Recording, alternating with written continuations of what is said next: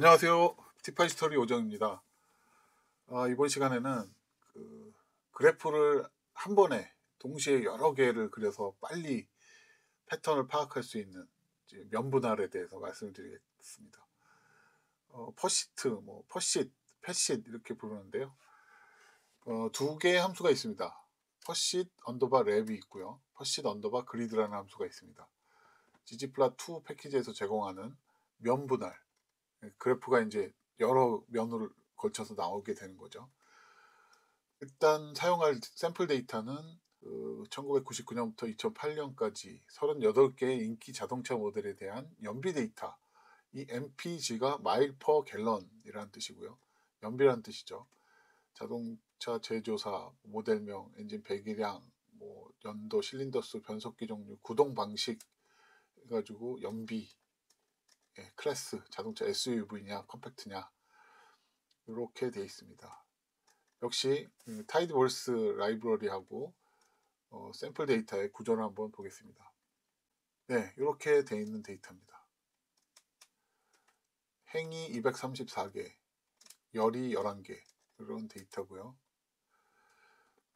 우선 그래프를 이렇게 P에다가 저장 안 하고 바로 그리면은 바로 그려지죠. 근데 뒤에 이제 너무 길어지니까 코드가 이렇게 P에다 저장해 놓으면 이제 P 플러스 해가지고 다음은 이제 수행할 수가 있겠죠. 그렇게 하기 위해서 이렇게 그릴 수가 있고요. 지금 그 X축 방향으로 좌우로 굉장히 퍼져서 보이는데 여기서 그 그래프 화면비를 설정을 해서 그래요. 이거를 지워버리면 필요할 때 정의해서 하면 되겠죠. 화면 비율을 정할 수가 있습니다. 자, 배기량이 클수록 고속도로 연비는 떨어지네요. 배기량이 크면 당연히 차체도 좀 무거울 테고요. 영향이 있겠죠. 이렇게 음의 상관관계가 나타납니다. 이런 거를 빨리 파악하려고 가시화를 하는 거죠. 자, 이제 수직으로 면분할. 퍼시트 그리드라는 걸 쓰면은, 그리드라는 건 뭡니까? 위에 그래프에서 보듯이 뒤에 배경이 이렇게 모눈종이처럼 이렇게 구분이 되어 있죠. 역시 표와 마찬가지로 행과 열로 식별할 수가 있습니다. 그런 걸 이제 그리드라고 하죠. 그래서 면을 나누는데 그리드 상에다가 나누는 거예요, 면을. 근데 항상 이쪽 오픈소스에서는 행과 열이죠. 이 물결 표시 기준으로 왼쪽이 행, 오른쪽이 열이 되는 겁니다. 그래서 구동 방식으로 행방향으로 그리드를 하게 되면 이런 그래프가 나오는 거죠. 이 그래프가 구동 방식에 의해서 다 분리가 되는 겁니다. 분리가 되는데 X축과 Y축이 이렇게 같기 때문에 어떤 상호 비교하기가 너무 좋은 거죠. 데이터 과학에서 굉장히 자주 쓰이고 또 요긴하게 쓰이는 그런 기법이니까 중요합니다. 자, 이제는 행과 열, 앞에는 행 방향으로 좌우로 이렇게 구분이 됐잖아요. 근데 그리드를 썼으니까 퍼시트 그리드에서 이제 행이 아니라 열을 실린더 수로 구분해서 면분할을 해서 보여달라. 그럼 이렇게 되는 겁니다. 그러면 y 값에 따라서 이 각 구분, 그러니까 실린더 4개, 4기통, 5기통, 6기통, 8기통이 변함에 따라서 요 연비들, 배기량하고 연비들이 어떻게 돼가는지 그런 상관관계를 한꺼번에 파악할 수가 있는 겁니다. 자, 이제는 그러면 하나를 더 추가해서 행도 기준으로 보고 열도 어떤 기준을 삼아서 보고 싶은 거예요. 동시에 보고 싶은 거죠. 이렇게 하면 지금 자, 열 방향의 헤더가 생겼고요. 이거는 행 방향의 헤더가 생겼죠. 이쪽에. 그게 같이 생긴 겁니다. 열 방향과 행 방향의 헤더가 같이 생겼어요. 그래서 좀 더 입체적으로 종합적으로 파악할 수가 있는 겁니다. 이거 같은 경우 요 사면인 경우에 자, 4륜 구동인 경우에 6기통의 배기량과 고속도로 연비의 관계를 이렇게 파악할 수가 있는 거죠. 이런 용도로 쓰는 겁니다. 면분할을. 자, 이제는 퍼시 랩이라는 함수가 있고요. 이거는 클래스 자동차 종류별로 랩핑을 해서 명분화를 해봐라는 거거든요. 랩이라는 거는 우리가 그 음식물 쌀 때 랩 싸듯이 그 랩을 얘기하는 겁니다. 그래서 하나씩 하나씩 이렇게 싸는 거예요. 그 싸는 기준이 클래스 변수로 그렇게 하라는 거죠. 그래서 실행해 보면 네, 이렇게 클래스 자동차 종류 픽업이냐 뭐 SUV냐 이게 나오죠. 컴팩트냐 그거 별로 둘러싼 거예요. 이렇게 뭉치씩 한 뭉치씩 이렇게 그래프를 나눠서 그려주는 겁니다. 이런 것도 요긴할 때가 있겠죠. 예. 이게 퍼시트 랩이고요. 자, 면분할과 행을 지정할 수가 있습니다. 만약에 이 나뉘는 카테고리컬 데이터들이 뭐 10개, 열 몇 개가 될 수도 있잖아요.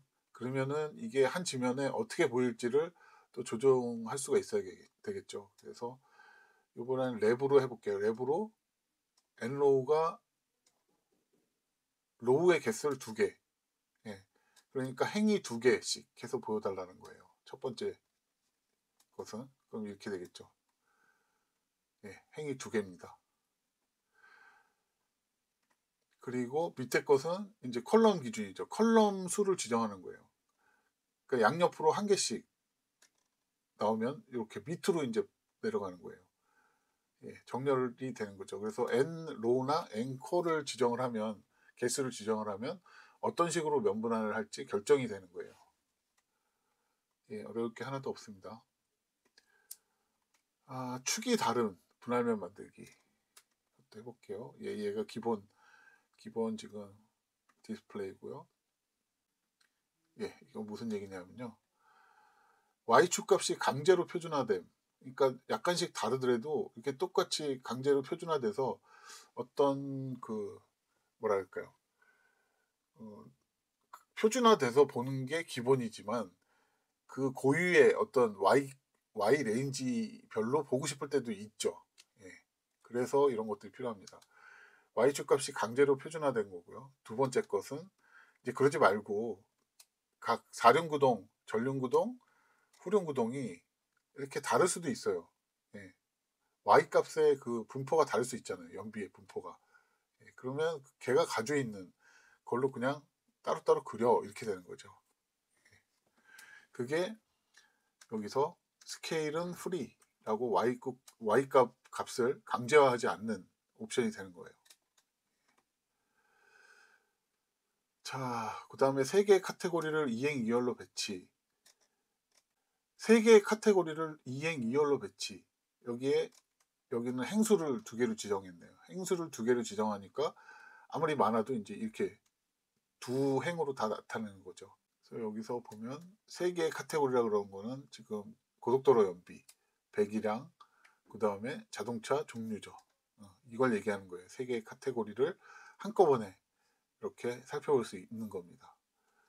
그리고 퍼시트 모든 조합 그 기준이 하나 더 느는 거죠. 4개가 되는 거죠.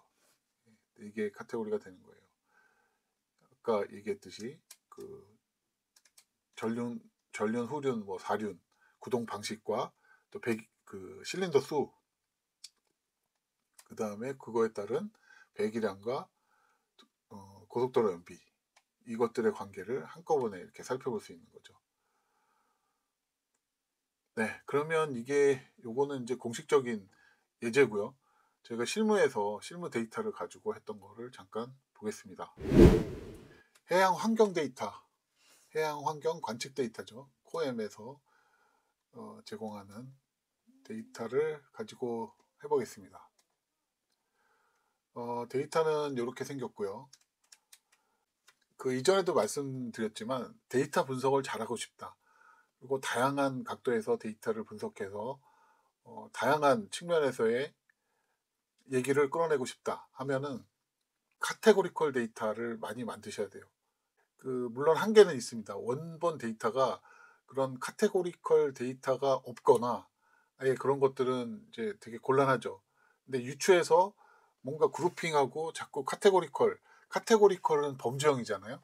그러니까 범주형은 시계열로 따지면 뭔가 연도, 월, 일 이런 게 될 수가 있고, 또 어떤 권역으로 따지려면 뭐 서해, 남해, 동해, 또 어떤 생태 구로 따지려면 무슨 구, 연안으로 따지려면 뭐 무슨 연안, 이런 식으로 범주형 변수들이 많아야 돼요. 그러면 그 데이터를 이리저리 다른 기준으로 바라볼 수 있는 그 거리가 생깁니다. 예, 그거를 잘하느냐 못하느냐에 따라서 데이터 분석의 어떤 그 퀄리티가 달라져요. 그래서 그 데이터를 다루시는 분들은 되게 명심하셔야 될 부분이고, 그리고 머신러닝을 한다거나 딥러닝을 한다거나 다 마찬가지예요. 그 카테고리컬 데이터로 뭔가 등급화하고 레벨화하고 이런 것들에 이제 거의 파생 변수를 만드는 작업이 많거든요. 그게 되게 중요하다라는 걸 한 번 더 강조하고 싶고요. 이런 데이터를 가지고 그래프를 그리기 전에, 예, 제가 지금 말한 것을 여기서 합니다. 예, 그렇게 만든 데이터 프레임을 뭔가 파생 변수를 만들죠. 예, 이렇게 시즌, 봄, 여름, 가을, 겨울. 데이터에서는 2월, 5월, 8월, 11월로 돼 있는데 굳이 뭐 또 이걸 윈터, 스프링, 서머, 오텀으로 만들 필요가 있느냐 그러는데, 뭐 예, 이거는 자유죠. 이렇게 해서 뭔가 더 식별력이 높아진다든가 뭐 그러면은 가시화할 때 더 효과적이라든가 이런 뭐 각자의 이유가 있을 겁니다. 그 필요에 의해서 하면 되는 거고요. 저는 이렇게 없던 시즌 컬럼을 지금 만든 거고요. 이제 데이터를 서남 해역 생태구에 있는 데이터만 추출을 하는 거죠. 네, 이렇게 추출이 되고, 자, 일단은 실행을 해볼게요. 여기서는 그 데이터 프레임의 DO, 용전산소죠. 용전산소와 수온, 표면 수온입니다. 수온과의 관계를 LM, 리니어 모델, 이거는 뭡니까? 단순 회귀 분석이죠. 그걸 하는 건데, 예, 요거는 직접적으로 상관은 없는데 어떤 제가 관심 있는 두 변수 간의 관계를 보고자 할 때 이렇게 자동으로 빠르게 분석해주는 그런 툴들이 있어요. 이거는 회귀 분석을 한 거죠. 이 두 변수에 대해서. 예, 그래서 QQ 플라트나 뭐 이런 것들을 자동으로 그려주는 거예요. 그래서 이 둘 간의 관계가 어떻다라는 거를 빨리 해석할 수 있게 도와주는 거죠. 예, 잠깐 샜고요. 다시 본론으로 돌아가면, 예, 여기서 한번 보면 그 데이터 프레임을 기준으로 에스테틱은 X축에는 표층 소원, Y축에는 DO, 또 컬러를 다르게 나타내라. 바로 요 부분이죠. 아까 제가 그 시드를 만들었던 게, 그러면 시즌이라는 컬럼으로 컬러를 다르게 나타내. 그러면 사계절이니까 네 가지 색깔로 자동으로 얘가 그리겠죠. 근데 밑에서 저는 네가 추천하는 색깔 말고 난 내가 정할래 해서 그린 거예요. 예. 그래서 블루, 윈터는 블루, 스프링은 그린, 서머는 이런 주황색, 오톰은 노란색, 이런 식으로 브레이크스를 정하고 그 개수만큼 밸류를 정의하면은 요 스케일 컬러 매뉴얼, 수동으로 색상을 지정하는 역할이 되는 거예요. 이렇게 그렸죠. 그러면 이걸 보면 뭘 알 수 있습니까? 수온이 올라갈수록, 그러니까 오른쪽으로 가면 이제 수온이 높아지는 거니까 좌측이 겨울일 테고 우측이 여름일 테죠. 그리고 가운데쯤은 이제 봄, 가을이 겹쳐 있을 거고요. 그게 고스란히 다 이제 나타납니다. 근데 여기에서 좀 이상한 데이터들도 있죠. 예, 서머에서 나타내야 될 그 점들이 이쪽으로 가 있어요. 이런 것들은 이 데이터가 이상하거나 아니면 뭐 이상 기후거나 뭐 원인은 여러 가지가 있을 수 있죠. 근데 그런 뭐 유추하고 추적하고 하는데 다 이제 관련이 되는 거예요. 이런 가시화 작업이. 자, 그건 그렇고요. 대략 보면은 온도가 높아질수록 용전산소는 낮아지네요. 예, 이것도 역시 이렇게 음의 관계가 있네요. 음의 상관관계. 예, 전체적으로 보면요. 그래서 높을수록 용전산소가 좀 낮아진다. 이 여름철을 보면 이렇게 낮게 있죠. 그리고 이번에는, 예, 퍼시트를 이제 적용을 하는 거예요. 여기는 퍼시트가 적용을 안 했죠 아직. 예, 여기서 퍼시트로 그리드로 행과 열로 따로 분리해서 보고 싶다. 계절별로. 그렇게 될 때 행이 앞쪽이라 그랬죠. 이 점을 찍어도 되고요. 안 찍어도 되고요. 그러면 뒤에 행열, 물결 표시 우측이니까 이제 열이 되는 거예요. 그러면 열 형식으로, 그리드 형식으로 보여달라, 이렇게 되는 거죠. 예, 그럼 이렇게 되죠. 근데 여기서 지금 설명 안 드렸던 게 이 스무스죠. 스무스. 이거를 없애고 실행을 하면 예, 점만 나오게 되죠. 자, 이것만 봐도 벌써 좀 보기가 좋죠. 예, 계절별로 어텀, 스프링 비슷하고요. 예, 서머, 윈터는 좀 차이가 나고요. 예, 이게 맞는 거겠죠.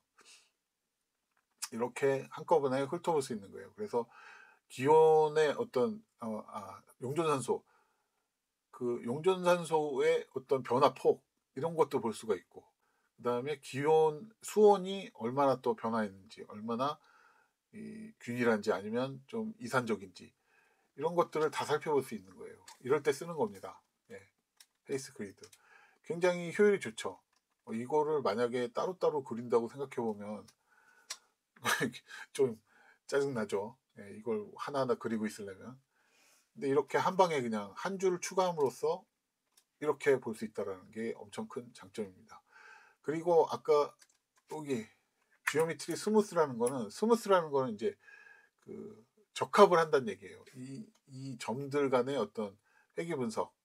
근데 그게 선형 회귀 분석이냐 아니면 국지 회귀 분석이냐 이런 거에 따라서 기본은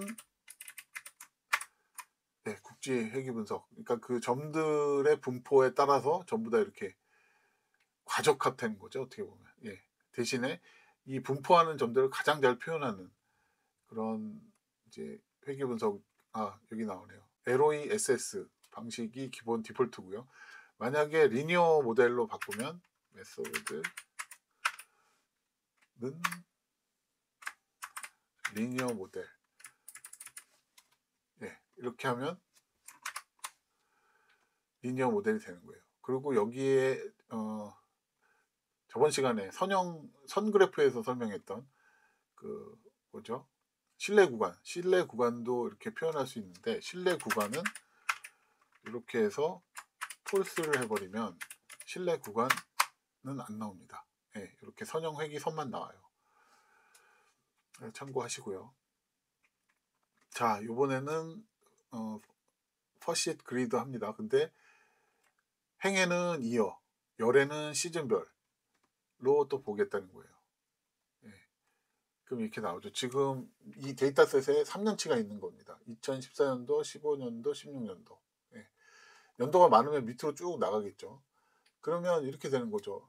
각 계절별로 각 연도에 2014년도 여름만 보고 싶은 거죠. 그럼 이렇게 쭉 일렬로 보면 너무 보기가 좋죠. 예. 비교하기가 좋고.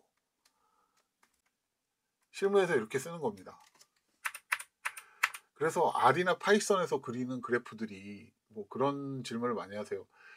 그게 고퀄이 아니다, 뭐 이런 얘기도 하는데, 고퀄로도 얼마든지 만들 수도 있어요. 이게 X축부터 시작해서 뒤에 배경, 그 다음에 그 라벨, 이 안에 뭔가 또 텍스트를 추가를 한다든지 뭐 수식을 넣는다든지 다 되거든요. 근데 그러려면 이제 요 플러스가 많아지는 거죠. 이게 코드가 길어지겠죠. 예. 근데 그냥 길어질 뿐이지 내가 하고 싶은 걸 얼마든지 할 수 있다라는 그런 좀 자유로움이 있습니다. 그래서 뭐 상용 프로그램, 뭐 저기 뭐죠? 옛날에 시그마 플로트나 뭐 오리진이나 이런 또 뭐 있지? 서퍼 같이 뭔가 그래프가 깔끔하게 예쁘게 나오는 이런 것들은 출력용 지도로 많이 쓰는데, 그래프로 쓰는데, R이나 파이썬처럼 데이터 과학에서 필요한 가시화 기능들은 사실 그런 목적은 아닌 거예요. 뭔가 빨리 데이터를 빨리 가시화해서 내가 빨리 분석하는 그런 데 초점이 있는 거지, 이걸 뭐 거품질을 해가지고 어디에 뭐 쓰겠다라는 목적은 아닙니다, 솔직히. 예, 그런 부분은 이해하시면 되고요. 하지만 뭐 논문이나 보고서에 얼마든지 넣을 수 있죠. 예, 보기 좋고 그냥 가시성 좋고 내가 설명하기 좋으면은 장땡인 거죠. 예, 이런 부분도 이건 이제 랩을 한 거죠. 퍼시트 랩. 예. 코스트 네임 연한명으로 그 단위로 이렇게 감싼 거예요. 연한 단위로 데이터를 분리하는 거죠. 그러니까 이런 그래프가 솔직히 그냥 코드로 구현한다고 생각해 보면 가망멍인 데이터만 나와. 고착 연한인 것만 추출해. 공 연한인 것만 나와. 그러면 언제부터 언제까지 나와. 이렇게 다 해야 되잖아요. 근데 그럴 필요가 없는 거죠. 네. 이게 엄청난 이점이죠. 그리고 생산성을 확 올려주는 그런 기법이 되는 거죠. 뭐이 예제는 제가 다 만든 거거든요. 코스트 네임이 도안만인 것만 일단 또 하나의 데이터 프레임을 이렇게 추출해서 만들었어요. 어, 수온값 히스토그램을 한번 그려보는 거군요. 예, 이렇게 되는 거죠. 그러면 이제 도안만에서의 계절별 표층 수온에 대한 분포를 이렇게 히스토그램으로 그려서 볼 수가 있는 거예요. 이쪽이 고수온이니까 당연히 이렇게 되고요. 빈도죠, 빈도. 봄, 여름, 가을 두 계절이 있으니까 여기는 빈도가 이제 올라가겠죠, 당연히. 여름하고 겨울하고 비슷하고요. 이렇게 빨리빨리 확인해 볼 수가 있고, 그 다음에 저번 시간에 말씀드렸죠. 라인 그래프에서 어떤 면적이 있을 때 그거를 색깔을 채울 때 필이라는 옵션 명령을 씁니다. 면적이 없고 점이나 선은 칼라라는 명령을 써야 되고요. 그리고 여기도 역시 수동 지지플라트에서 제공해주는 선정해주는 색깔을 쓰는 게 아니라 제가 계절별로 이렇게 나타내고 싶은 색깔로 지정을 했죠. 예. 계절별로 분리해서 가시화. 이것도 퍼시트 랩 하면 이렇게 되는 거죠. 뭐가 더 효과적이고 시인성이 좋을지 그런 부분은 각자가 판단하셔야 되는 겁니다. 계절별로 분리를 일행 4열 형태로 비교 가시화. 그럴 때는 이제 어떤 축별로 가시화하려면 그 그리드 방식으로 써야 되겠죠. 퍼시젯 그리드. 그럼 이렇게 요 y축을 비교하기 좋게 이렇게 보여지는 겁니다. 요거는 이제 행과 열. 행에는 이어 연도별로 또 계절별로 서로 비교해 가면서 히스토그램을 볼 수 있는 기능이고요. 네, 이런 것도 굉장히 효과적이죠. 데이터 분포를 이렇게 빨리 파악할 수 있는 게 다른 방법은 마땅치 않죠. 가장 좋습니다. 이 퍼시트라는 기능이. 그래서 지지플라트에서 면분할이라는 거는 이렇게 데이터를 굉장히 빠르게 파악할 수 있게 해주는 아주 멋진 기능이고요. 지지플라트를 쓰는 가장 큰 이유 중에 하나이기도 합니다. 실무에서도 효과적으로 잘 쓰고 있고요. 네, 이 정도로 마칠까 합니다. 수고하셨습니다.